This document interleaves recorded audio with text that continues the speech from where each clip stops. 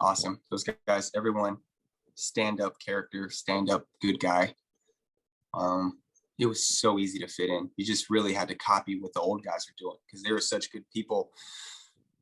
You didn't have to ask much of what you had to do. You just had to copy them. They would come to practices early, so you would have to come to practice early too, because you didn't want to stick out and look bad and be the one that's not coming early. So you just kind of got in line and followed what they did. And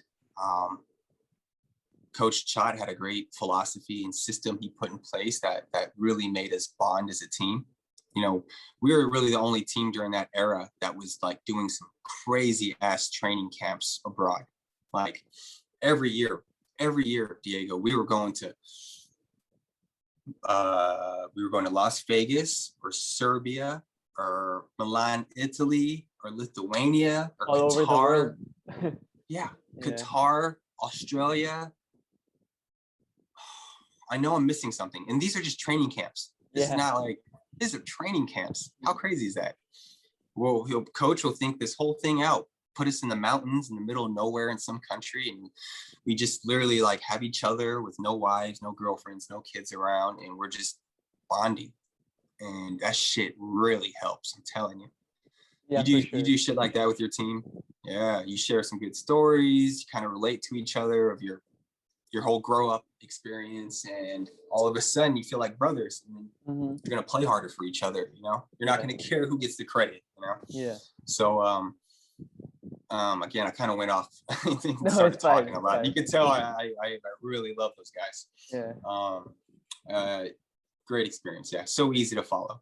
Yeah, I had Coach Chot like a few episodes back also, and he was talking about how special the team was, and he really you guys won a lot of all Filipino crowns, which is kind of the hardest. Like most people say, it's the hardest because there's no import, and you guys won a lot. I think maybe 3. Yeah. I don't know, 4. Yeah, mind you, we didn't have any 7-footers. Our tallest dude was 6'6", and we were just killing folks. That's what made it so crazy, you know. So it was. You really didn't know in that moment how good we really had it in terms of good vibes, good atmosphere, winning a lot, like good, like you really take it for granted until you're not in that moment with those people anymore. And you kind of like, damn, that was special. Shit, this is crazy. It's not like this. It's not like this all the time. Yeah. When you look back to it, that's when you'll realize. Yeah.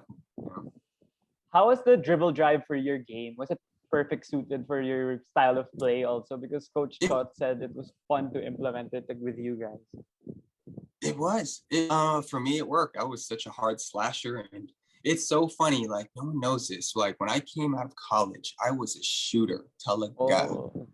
Like I was a 40% 3-point shooter. That was my role in college because in D1, everyone can jump. Everyone's fast. Everyone is so big. I wasn't the athletic one at all. I had to be the shooter. So when I get drafted, I get put on TNT. All of a sudden, I'm not the shooter. I'm the most athletic one all of a sudden. Yeah, for sure. Yeah. And they're telling me like, JD, we don't need you to shoot, bro. We have Jimmy Alapag here. He's pretty good. Trust us, you know? Yeah. So here, you know, it was like, duh, yeah, Jimmy's way better than me in shooting, of course.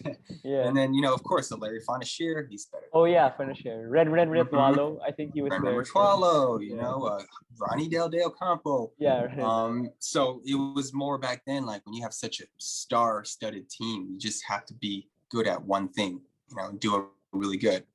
So my role was just get into that cut, just penetrating, trying to dunk on people. That was my role with that team at that time.